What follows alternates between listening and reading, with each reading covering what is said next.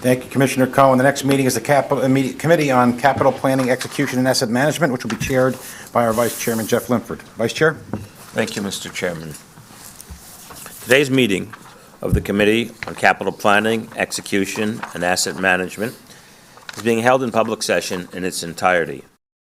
At this point, I ask the Secretary to advise those present of the composition of the committee and any commissioner recusals on the item before the committee. Thank you. The committee is composed of Vice Chairman Linford, the committee chair, Chairman O'Toole, the committee vice chair, Commissioners Helmy, LaBarbera, and Rosado. Also present are Commissioners Bolich, Cohen, Eve, Horowitz, Kelly, McCabe, and Richardson. There are no requests for action, and therefore no recusals required. I call on our Chief Development Officer, Derek Utter, to present the 2022 capital performance results. Derek. Great. Thank you, Vice Chairman. Good afternoon, Commissioners. I'm here today to provide a review of the 2022 capital plan results.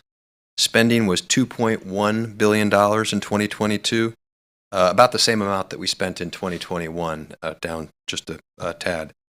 Spending was 78% of our budget, and you can see from the historicals that's a little bit on the low side relative to our plan. We try to spend much closer to 90 to 100%, but there were two main reasons for this underspending. One is delays in spending on major work on the JFK redevelopment program and on the AirTrain Newark replacement program. Both were delayed. And then secondly, lower use of a substantial amount that we had set aside as a maintenance contingency in 2022 for things that we thought might need extra investment post-COVID, since we had spent very little during COVID. That was an account we had set up just for that purpose, and fortunately, we did not need it.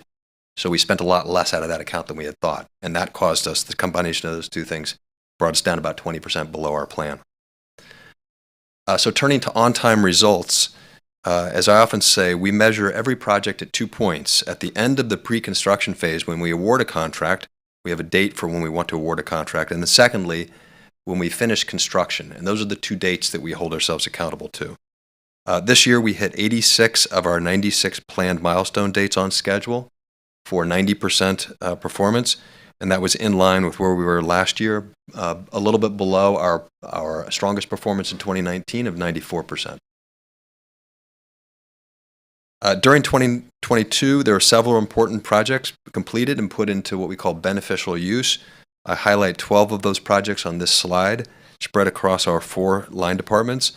And they range from mega projects, like you'll see in aviation for Delta's new Terminal C at LaGuardia, to what I'll call medium-sized projects like the installation of the all-electronic tolling system for the tunnels, bridges, and terminals at George Washington Bridge and Lincoln Tunnel. And we also list a number of critical state of good repair projects, which are really the bread and butter of what a lot of our team focuses on. Examples of that are the replacement of Substation 9 on the PATH system and the port's reconstruction of the Cross Harbor rail tracks at Greenville Yards. So that concludes my report for today. I'd be happy to take any questions.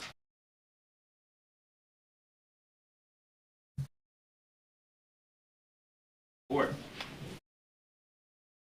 This concludes today's meeting of the Committee on Capital Planning, Execution, and Asset Management, and I turn it back to our Chairman, O'Toole.